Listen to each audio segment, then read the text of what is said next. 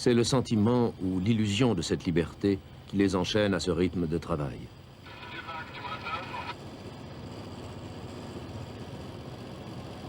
Tu l'entends, toi, Soleil? Ouais, je t'écoute. Tu l'entends, du bac?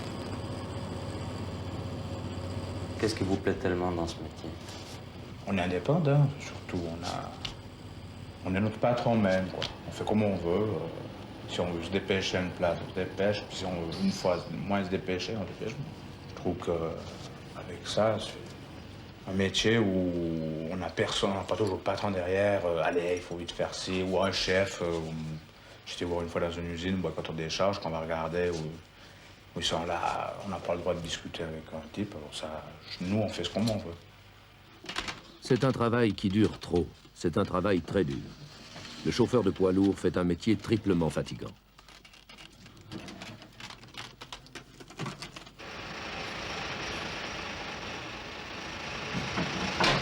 Il y a la fatigue physique. La cabine peut être confortable, mais le chauffeur qui fait du détail, comme Albert, est souvent sur le pont. C'est un manutentionnaire. Dans la journée, Albert charge et décharge 15 tonnes de marchandises diverses, du jus de fruits à l'article de parfumerie, des imprimés aux spiritueux, en caisse, en palette, en container, en vrac.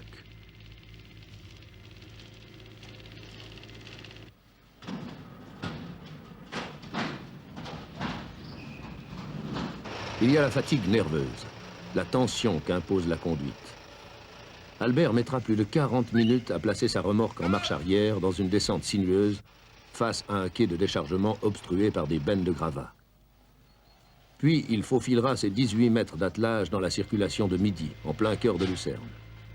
Camions, remorques et chargements totalisent 28 tonnes. Quand on a cela entre les mains, on ne décharge pas son agressivité sur la route, on la ravale.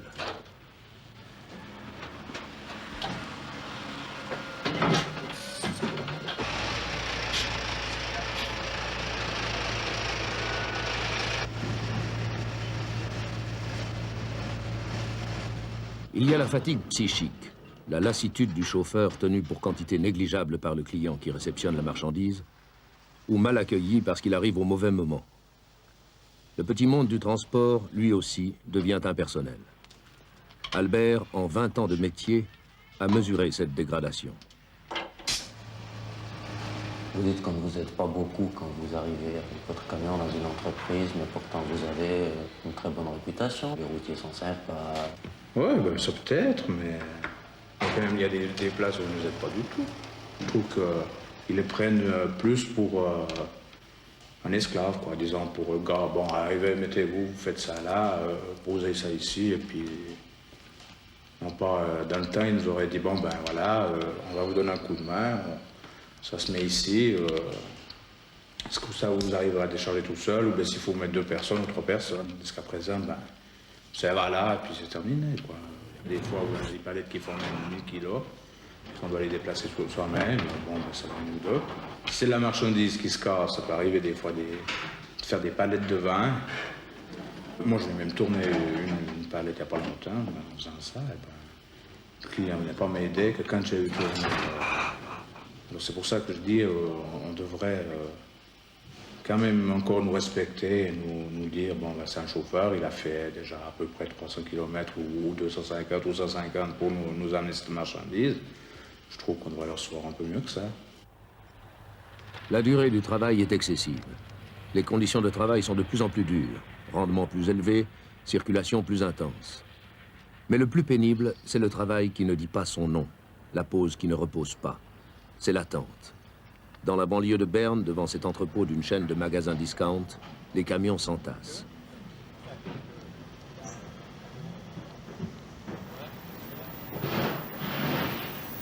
Et devant la file des camions bloqués, des heures durant, les chauffeurs battent la semelle. C'est vraiment habituel ici de traîner si longtemps. Tout le temps. Mais vous avez vu les bâtiments locatifs qui sont là derrière, là. Oui. Eh ben, facilement, on se trouve à la hauteur des bâtiments. Ça y trouvait déjà la route qui descend. Dans la route qui descend, à la hauteur des bâtiments locatifs. C'est bien que dans une journée normale, disons, vous avez combien de temps d'attente ici?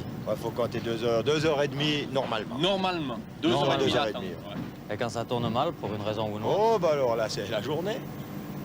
Moi, j'ai été le matin à 8 h à Meganville, que l'équipe, bah, il a déjà commandé les champs pour le soir. Ils ont dit on n'arrivera pas à décharger.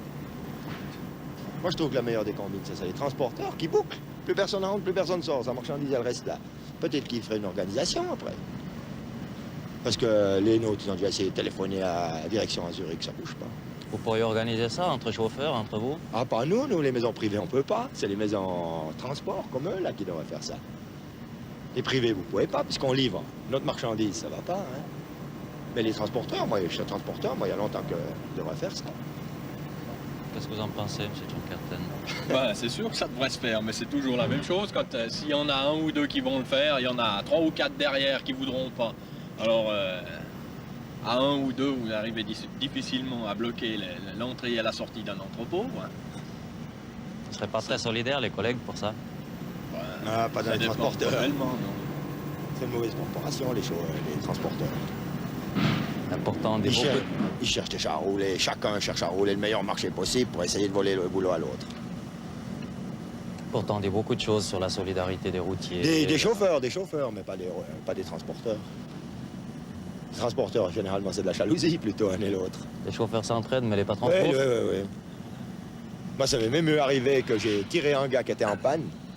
Et puis, mis le cap sur le pont. Quand tu arrives à la maison, je donne un coup de gel, le patron t'a fait quoi? J'ai dit, j'ai remorqué un chauffeur qui était en panne. On remorque pas la concurrence, il n'y a rien à faire.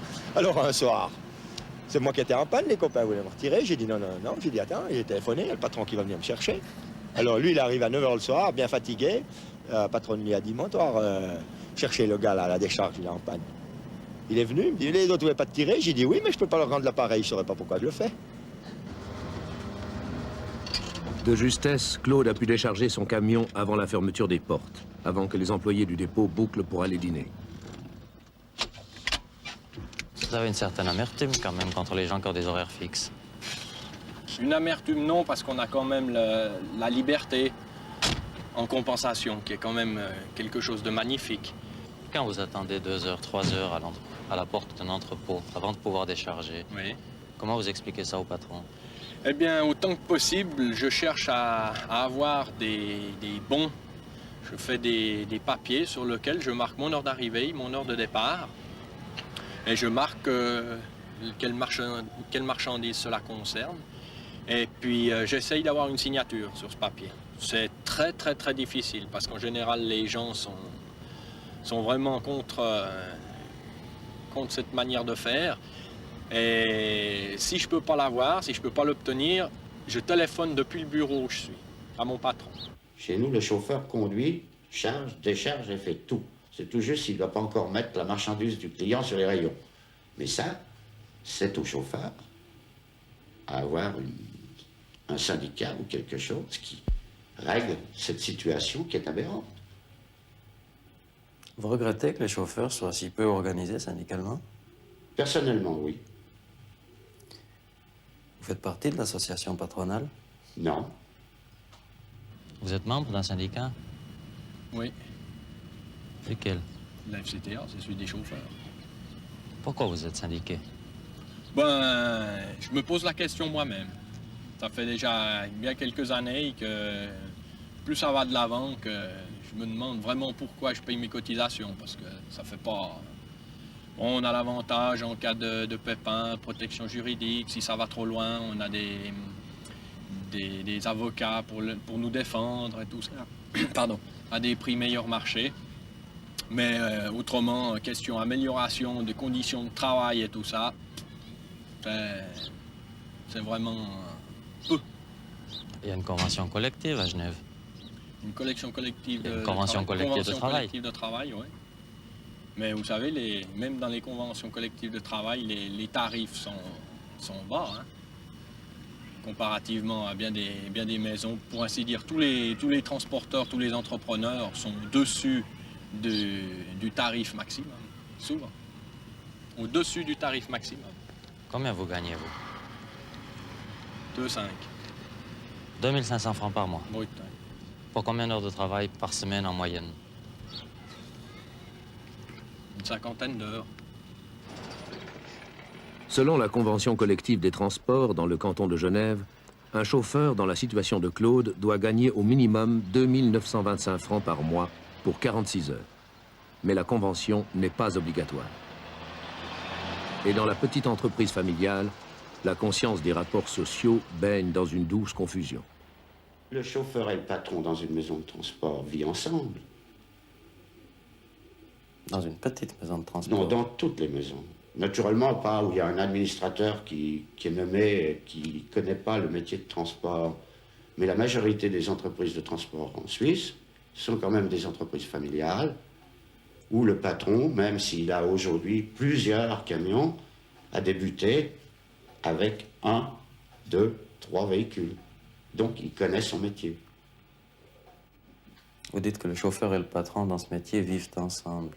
Oui, parce que le chauffeur est patron. Ça ne veut pas dire qu'ils ont forcément les mêmes intérêts. Oui, ils ont tous les deux les mêmes intérêts. Si le patron gagne sa vie comme il faut, il peut acheter un camion comme il faut et il peut payer son chauffeur comme il faut.